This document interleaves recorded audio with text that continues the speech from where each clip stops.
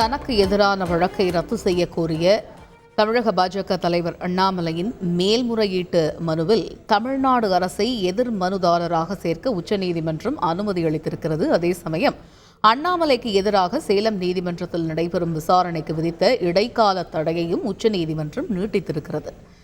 இது குறித்த கூடுதல் விவரங்களை எமது செய்தியாளர் வெங்கடேசன் விவரிக்க கேட்போம். வெங்கடேசன், வணக்கம். இந்த வழக்கின் பின்னணி என்ன, விவரிங்க.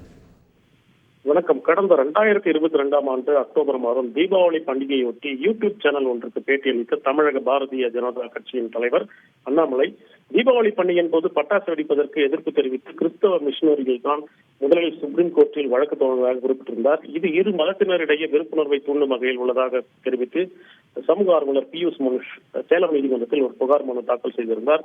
இந்த வழக்கு தொடர்பாக அண்ணாமலைக்கு சேலம் நீதிமன்றம் சம்மன் அனுப்பியிருந்தது. இந்நிலையில் சம்மனை ரத்து செய்ய கோரியும் வழக்கை ரத்து செய்ய கோரியும் அண்ணாமலை சார்பில் சென்னை உயர்நீதிமன்றத்தில் தாக்கல் செய்த மனுவை விசாரித்த நீதிபதி ஆனந்த் வெங்கடேஷ் அண்ணாமலைக்கு எதிரான வழக்கை ரத்து செய்ய மறுத்ததுடன் அவரது மனுவை தள்ளுபடி செய்து உத்தரவிட்டது. இந்நிலையில் இந்த உத்தரவுக்கு எதிராக அண்ணாமலை தாக்கல் செய்த மேல்முறையீடு மனுவை உச்சநீதிமன்ற நீதிபதிகள் சஞ்சீவ் கண்ணா, தீபாங்கர் தத் ஆகியோர் அடங்கிய அமர்வு கடந்த பிப்ரவரி 26ஆம் தேதி விசாரித்து இந்த மேல்முறையீடு மனு தொடர்பாக பியூஷ் மனுஷுக்கு பதிலளிக்க உத்தரவிட்டதுடன் அண்ணாமலைக்கு எதிராக சேலம் நீதிமன்றத்தில் நடைபெறும் விசாரணைக்கும் இடைக்கால தடை விதித்து விசாரணையை ஏப்ரல் மாதத்துக்கு தள்ளி வைத்திருந்தது.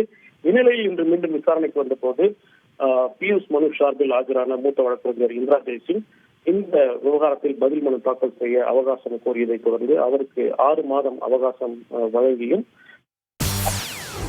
செய்திகளை உடனுக்குடன் தெரிந்து கொள்ள உடனே சப்ஸ்கிரைப் பண்ணுங்க.